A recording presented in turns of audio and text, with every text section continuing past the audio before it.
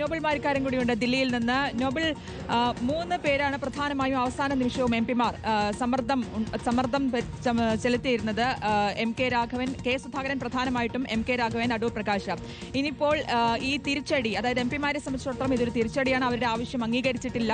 നമുക്കറിയാം ഈ എത്രയും പെട്ടെന്ന് സ്ഥാനാർത്ഥി നിർണയത്തിലേക്ക് കടക്കുക എന്നൊരു ഘട്ടമുണ്ട്. അതിൽ ഇപ്പോൾ തന്നെ വിമർശനങ്ങൾ ഉയർന്നു കഴിഞ്ഞിട്ടുണ്ട്.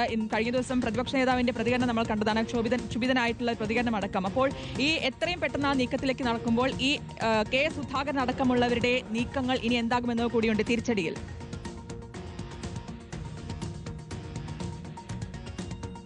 Good morning Vijith, Sudhi. എന്താണെങ്കിലും വലിയ ആശങ്ക കോൺഗ്രസിന് ഇക്കാര്യത്തിൽ ഉണ്ട്. കാരണം കെ സുധാകരൻ എന്ത് നിലപാടെടുക്കും എന്നത് വളരെ പ്രധാനപ്പെട്ടതാണ്. കണ്ണൂർ രാഷ്ട്രീയത്തിൽ കെ സുധാകരനെ മാറ്റി നിർത്തിക്കൊണ്ട് മത്സരത്തിൽ ഇറങ്ങുക എന്നതും വലിയ പ്രതിസന്ധി കോൺഗ്രസ് ഉണ്ടാക്കുന്നു. ഇരിക്കൂർ ഒഴികെ എല്ലാ മണ്ഡലങ്ങളിലും വലിയ പ്രതിസന്ധി ഉണ്ടാകുമെന്ന് നേതൃത്വം വിലയിരുത്തുകയും ചെയ്തു. പക്ഷേ കെ സുധാകരന് ഇളവ് നൽകിക്കഴിഞ്ഞാൽ എല്ലാ എംപിമാർക്കും ഇളവ് നൽകേണ്ട സാഹചര്യം ഉണ്ടാകും എന്ന് നേതൃത്വത്തിനറിയാം. കാരണം അടൂർ പ്രകാശ് അടക്കമുള്ള ആളുകൾ മത്സരിക്കുന്നതിന് മുന്നോടിയായി തന്നെ കേരള ഹൌസ് അടക്കമുള്ള സർക്കാർ സ്ഥാപനങ്ങളിൽ നിന്ന് നോൺ ലയബിലിറ്റി സർട്ടിഫിക്കറ്റുകൾ ഇതോടെ തന്നെ വാങ്ങി വെച്ചിരിക്കുന്നു. അതായത് നാമനിർദ്ദേശപത്രത്തിലുള്ള എല്ലാ ഒരുക്കവും ഇവർ പൂർത്തിയാക്കിയിരിക്കുകയാണ്. സ്വാഭാവികമായി കെ സുധാകരന് ഒരു ഇളവ് നൽകിക്കഴിഞ്ഞാൽ ബാക്കിയുള്ള എംപിമാരും, എം കെ രാഘവൻ, അടൂർ പ്രകാശ് അടക്കമുള്ള എംപിമാരും ഈ ആവശ്യം ഉന്നയിച്ചുകൊണ്ട് മത്സരരംഗത്തേക്ക് വരാനുള്ള സാധ്യതയുണ്ട്. അത് കൂടുതൽ തലവേദന പാർട്ടിക്കുണ്ടാക്കും. അതുകൊണ്ടാണ് ഇപ്പോൾ ഈ ഒരു തീരുമാനം എടുത്തിരിക്കുന്നത് എന്ന് വേണം നമുക്ക് വിലയിരുത്താൻ. അതേസമയം സ്ഥാനാർത്ഥിയുമായി ബന്ധപ്പെട്ട് ഇന്നിപ്പോൾ നിർണായക ചർച്ചകളാണ് ദില്ലിയിൽ നടക്കുന്നത്. കോൺഗ്രസിന്റെ കേന്ദ്ര തെരഞ്ഞെടുപ്പ് സമിതി യോഗം ഇന്നിപ്പോൾ രാവിലെ നിശ്ചയിച്ചിട്ടുണ്ട്. ആ നിശ്ചയിച്ച സമിതിക്കകത്ത് മൊത്തം 60 പേരുകളിലേക്ക് എത്തി 60 പേരുകൾ പ്രഖ്യാപിക്കാനുള്ള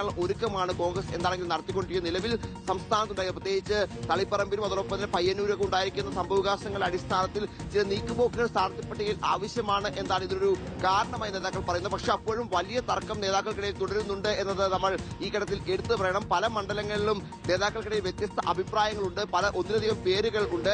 അഭിപ്രായ വ്യത്യാസം രൂക്ഷമായതാണ് ഇന്നലെ ആദ്യഘട്ട പട്ടിക പോലും പുറത്തിറങ്ങിയ കഴിഞ്ഞ സാഹചര്യത്തിലേക്ക് പാർട്ടിയെ എത്തിച്ചത് എന്നാണ് മറ്റൊരു പ്രധാനപ്പെട്ട കാര്യം. ഇന്നലെ ഇതുമായി ബന്ധപ്പെട്ട വി ഡി സതീശൻ അടക്കമുള്ള ആളുകൾ ക്ഷോഭിതനാകുന്നത് നമ്മൾ കണ്ടതാണ്. ഇന്നലെ രാത്രി ഏറെ വൈകിയും ചർച്ചകൾ നടക്കുകയും ചെയ്തു. ഇന്നിപ്പോൾ ചേരുന്ന കേന്ദ്ര തെരഞ്ഞെടുപ്പ് സമിതിയായിരിക്കും ഇക്കാര്യത്തിൽ ഏറ്റവും നിർണായകമായ തീരുമാനങ്ങൾ എടുക്കുകയും ആദ്യഘട്ട സ്ഥാനാർത്ഥി പട്ടികയ്ക്ക് അംഗീകാരം നൽകുകയും ചെയ്ത് ഈ സ്ഥാനാർത്ഥി പട്ടിക ഏറെക്കുറെ വൈകുന്നേരത്തോടെ പുറത്തു വരുമെന്നാണ് നമ്മൾ പ്രതീക്ഷിക്കുന്നത്.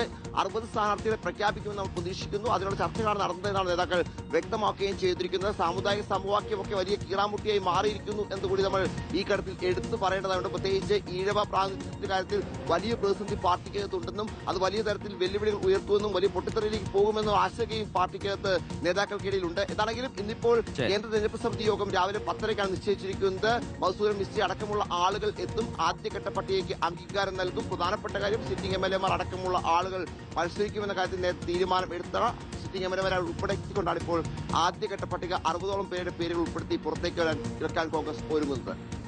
ശരി, നോബൽ മാരിക്കാരൻ ദില്ലിയിൽ നിന്ന് വിശദാംശങ്ങൾ പങ്കുവയ്ക്കുകയായിരുന്നു.